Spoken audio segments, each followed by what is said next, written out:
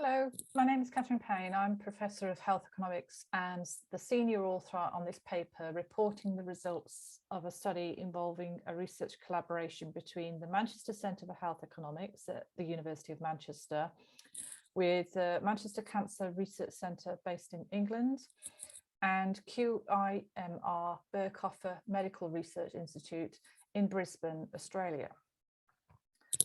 There is existing evidence that people that use a sunbed are 60% more likely than those who haven't to develop a melanoma. Some countries, such as Australia, have introduced bans on the commercial provision of sunbeds following large-scale public health campaigns warning of the risks. There have been calls for similar bans in England. Our team was awarded funding from Cancer Research UK Manchester Institute to produce economic evidence about whether a policy-based initiative was a good use of healthcare funding in NHS England. We use cost-effectiveness analysis to measure the impact on healthcare costs and health consequences of introducing a ban alongside a public health campaign.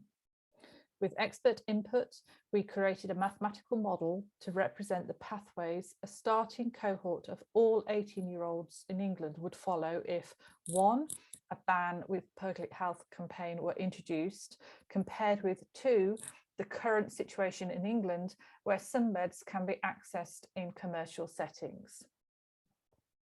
We collated costs from the perspective of NHS England and measured health consequences using years of life adjusted by the quality of those additional years of life. Importantly, we use sensitivity analyses to understand what assumptions and data might affect our findings.